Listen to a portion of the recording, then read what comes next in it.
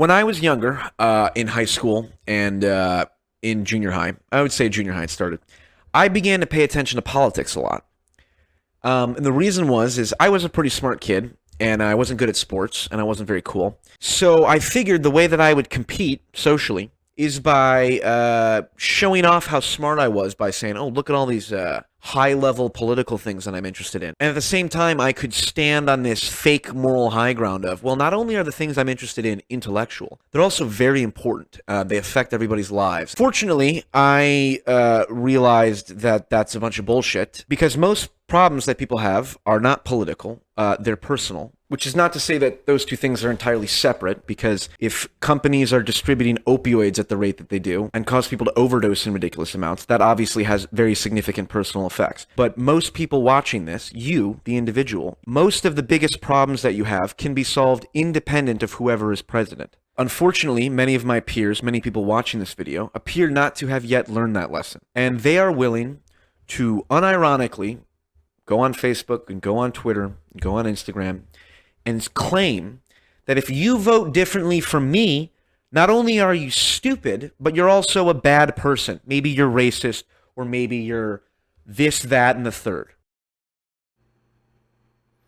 Epic. Do online politics matter? Well, yes, I made a video explaining it, but it was more of an academic dive, and I realized that a lot of people might see that as cope to justify wasting an incredible amount of time sitting in front of their computer caring about complete useless bullshit, which could very well describe what I do. Now, this is one of the fundamental challenges that people like me and people watching this have to navigate, which is, how do you balance not wasting your time caring about irrelevant political nonsense that has no immediate impact on your life versus not abdicating your responsibility to care about the social structures that allow you to live your life free of caring about politics in the first place? There are good reasons to end up on either side of this divide, to not care about politics. Look, if you're watching this,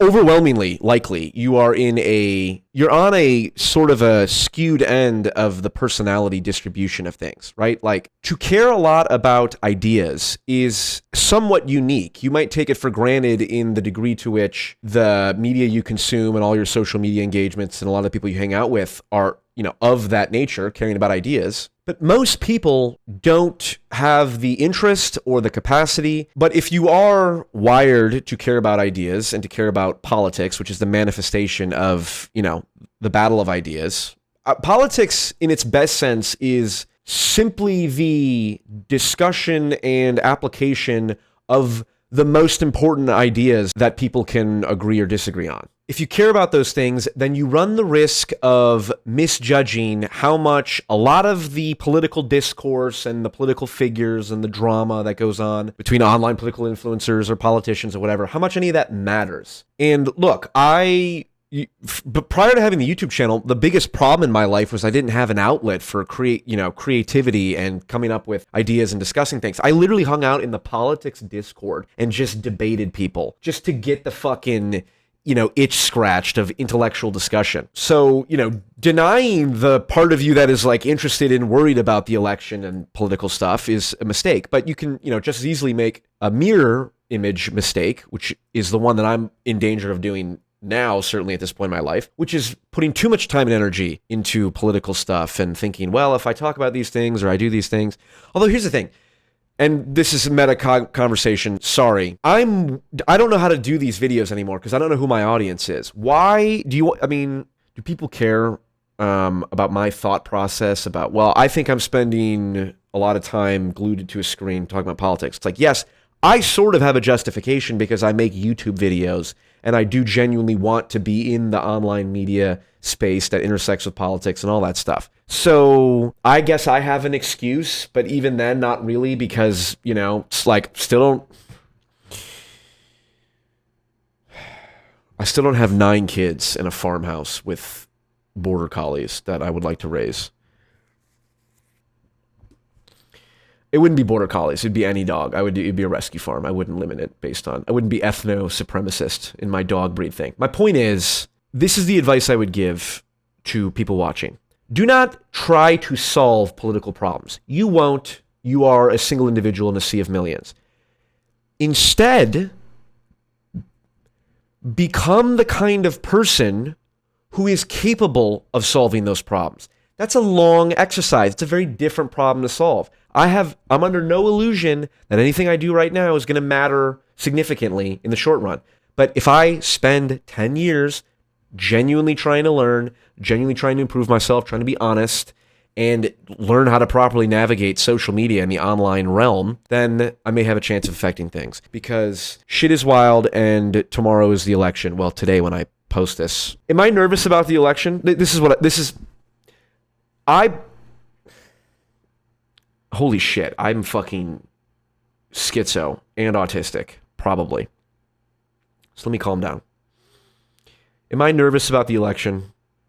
No. Am I nervous about the political violence that will likely occur on a small scale in very small areas? Probably not. I guess I'm so used to being concerned about the future that the fact that we're now coming to a point where it's like, oh shit, a decision's going to be made about what kind of future we have. It doesn't really change the algebra or the calculus. Yeah, and it is interesting because a lot of people, I have friends who are not obsessed about the shit that I'm obsessed with, but they're forced to kind of be like, fuck, like, dude, I'm worried about what's happening. And I talked to a friend who was not doing too well and was on drugs, essentially, and he was like talking about the election as being like a source of like nervousness and like a driver of that. I'm like, Jesus Christ, dude. And it's hard for me to gauge. I don't know how much this mentally weighs on people. It feels like it weighs on people a lot more than I think it does, even though I'm trying to account for the fact that I know I'm biased towards caring about it more than other people. But it's hard to say.